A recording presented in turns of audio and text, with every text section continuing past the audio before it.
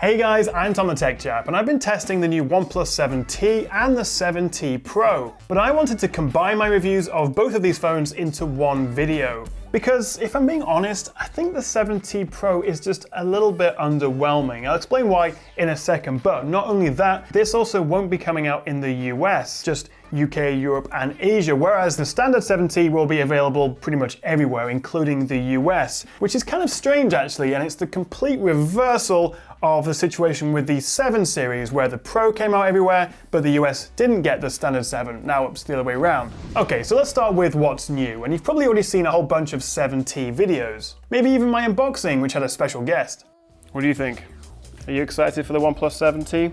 But to recap, the standard 7T is a huge upgrade over the 7. With a new taller design, a smaller notch, and a round camera module on the back, we also now get the super smooth 90Hz refresh rate, which before was only on the Pro model, as well as a bigger 6.55-inch AMOLED screen, now with HDR10+, stereo speakers, UFS 3 storage, the latest Snapdragon 855 Plus, a bump up in RAM to 8GB, up from 6 before, a new triple camera setup with a wide, ultra-wide, and telephoto lens, that's up from just a wide and depth sensor before, plus an improved night mode and a brand new macro mode. The optical fingerprint reader is a little bit quicker, there's a slightly bigger battery, along with faster charging. It now supports Warp Charge 30T. And of course new software with Android 10 and Oxygen OS 10 on top.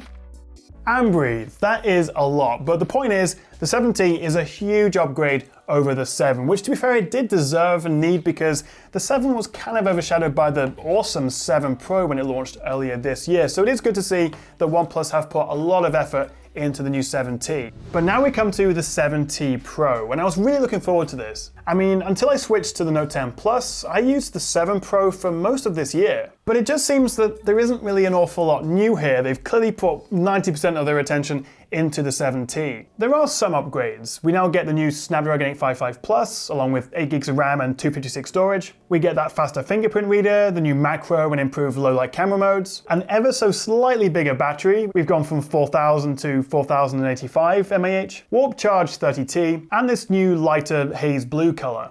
So new processor, camera modes, slightly faster charging, and the new software, Oxygen OS and Android 10. That's about it. Don't get me wrong though, I mean the 7 Pro is still an incredible phone, and I would say probably my top 3 of this year so far, so I can't really expect that much to change in just a few months on what is an already incredible phone. But I guess it's just kind of seeing the huge upgrade we've seen from the 7 to the 7T that's maybe spoiled me a little bit, or maybe just given me higher expectations for the jump to the new 7T Pro. But still, it is a better phone. But the reason I'm talking about this so much is if you do have the choice between the 7T and the 7T Pro, which one should you go for? While the Pro is a little bigger, you get a more premium feeling curved edge to the screen, whereas the 7T has flat edges, although I know some of you guys do actually prefer that. You also get that motorized pop-up selfie camera with the Pro rather than a notch, so we do have that true edge-to-edge display. It also comes with 256GB of storage, double that of the 7T, although we do get the same RAM and the same processor. The Pro does also have a sharper Quad HD Plus resolution versus Full HD Plus, and a bigger battery, although in my tests it lasted just as long as the 7T. It seems the bigger battery is offset by that higher resolution. So the Pro gets a curved edge, pop-up camera, double the storage, and higher resolution. But in favor of the 7T, I really do like the new design, with its narrower 20:9 aspect ratio and the more interesting camera bump on the back, although I am a bit worried it might get scratched over time. And of course, it is also going to be cheaper, but I'll come back to that in a second. But regardless of which one you actually go for, these are both incredible phones and incredible value for money. For me, it's the 90Hz screen, the high-end specs, and the software that really sells it. After the Google Pixel, this is as close you'll get to stock Android on a flagship phone, and paired with that 90Hz refresh, it's so fast and slick to use. Oxygen OS 10 also adds a new customization menu, which lets you tweak the wallpapers, dark mode, icons, fonts, and all in one place, which is really handy. I also love the gestures. Now to go back, you just swipe in from the edge of the screen, on either side, rather than the bottom corners, which is actually a lot more comfortable and it's easy to do however you're holding it. I'm also a big fan of the alert slider, which makes it really easy to switch it to silent mode. I would definitely recommend a case though, as while the 7T is a little easier to hold because of its shape, they're both really slippery. As for colours, the 7T comes in Glacier Blue and Frosted Silver, whereas the Pro only comes in this Haze Blue. There's still no official IP rating on either of them, but in my experience they are still water resistant to some extent. I just wouldn't go swimming with them. So while it doesn't feel noticeably faster than before, it's still absolutely one of the quickest, most responsive and nicest phones to use. It's great for gaming as well, especially with that 855 Plus, which offers a 15% graphics boost over the 855. And while most games are still limited to 60Hz, including Call of Duty Mobile, some games can take full advantage of that smoother 90Hz refresh. Now, one thing that hasn't really changed is battery life. I'm getting pretty much the same as I did on the 7 Pro, which is still pretty good. By the end of a normal day, I get about 35% of my battery left, and it is the same on both phones. And also we do now get that faster Warp Charge 30T, which makes charging much faster at the earlier stages. So if you only have a few minutes to top up before you have to rush out, then you'll get a little bit more juice. It still takes about 20 minutes to get to 50% battery though, and unfortunately there is still no wireless charging, which is a little bit disappointing. Now let's talk about the cameras, because even though they look kind of different, they are pretty much the same triple lens camera setup and very similar to the previous 7 Pro. The Pro gets an 8 megapixel f2.4 lens with a 3x zoom, well technically 2.87 times, but they've rounded it up to 3. Versus a 12 megapixel f2.2 lens with a 2x zoom on the regular 7T. I'm not quite sure why they've done that, but it's a fairly minor difference, so overall image quality is pretty much the same between the 7T and the 7T Pro. But what about compared to the previous 7 Pro? Is there much of an upgrade here? Well, side by side, the answer is no, not really. OnePlus did make some big improvements to the 7 Pro's camera since launch through updates, but right now, from what I can see in these photos, there doesn't seem to be much of an upgrade for the T series.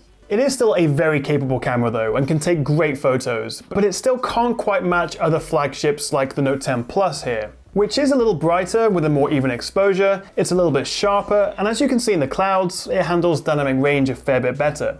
Remember though that the Note 10 Plus is about twice the price of the 7T. One new feature though is that Nightscape now works with the ultra-wide lens, which is pretty cool and can help you take more creative low-light shots. Nightscape really does make a difference for low-light shots, and I can't wait to test this against the upcoming Pixel 4's night mode. We also get a new super macro mode, and while I can't say that I would use it that often, you can get some stunning shots with it.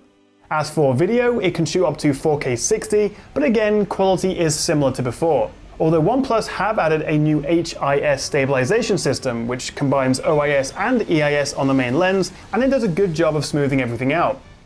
Front-facing video is pretty much the same as before, still limited to 1080p 30, which is okay, but when you have things like the basic iPhone 11 and the S10 all offering 4K selfie video now, then this is starting to look a little bit old. And also the field of view isn't that wide, but it's okay. One thing though that I do want to mention that actually I almost got wrong is ultra-wide video. So let me switch this round. Okay, so I'm shooting this with the rear camera at 4K, and you can see the little 1x icon, but if I tap it, it just takes us to 2x. There doesn't seem to be an ultra-wide option, which I was getting a bit confused about because OnePlus are making a big deal of the fact that you can now shoot with the ultra-wide lens in video. But actually, it's because I'm shooting in 4K. So changing the resolution to 1080p, I now get the ultra-wide option, which as you can see zooms out to 0.6 times. I get a lot more in the frame, and then I can jump through all the different lenses in video. So while that is cool, it is a bit disappointing that this is limited to 4K when some of the other flagship competition can do this already at 4K. Up front, we have a 16 megapixel f2 selfie camera. Again, nothing really new, but it is still one of my favorite selfie cameras. It's sharp and looks natural, and you can easily turn off all the beauty modes if you prefer. So the 7T will cost you $550, whereas the 7T Pro is $150 more at £700. And it's going to have a little bit more than I expected. Yes, you do get a higher base storage than before with 256 gigs. That's why it's a little bit more expensive than the 7 Pro.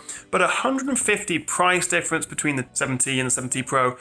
I don't know if a curved screen, high resolution and slightly bigger battery is worth paying that much extra. So for my money, I reckon I'd go with the 7T. And honestly, it'll be what I'm recommending to all my friends. The only area it continues to not quite compete with the best of the best out there is in the camera department. But there's not really that much in it anymore, and OnePlus do keep improving it through regular updates. There is one more thing though. OnePlus are also launching a 7T Pro McLaren Edition. And if you want bragging rights for having the most powerful OnePlus, then you'll want this, as it comes with 12 GB of RAM, up from the regular 7T Pro's 8 gigs. But really, it's about that McLaren branding, the unique design on the back, and their signature papaya orange accents around the phone's edges, on the alert slider, and even the charging cable. I think it does look good and it definitely stands out, although expect to pay a bit of a premium over the regular 7T Pro if you want one. But what do you reckon? Which one would you go for between these two? And also let me know what you'd like to see in the OnePlus 8 in the next version of the phone that you think is maybe missing here. Let me know in the comments below. Thank you so much for watching, guys. I really do hope you enjoyed the video. And if you want to see more from me, more reviews, camera comparisons, battery tests, then make sure you do hit that little subscribe button down below and also ding that notification bell so you'll be among the first to see it. Thanks for watching, and I'll see you next time right here on the Tech Chat.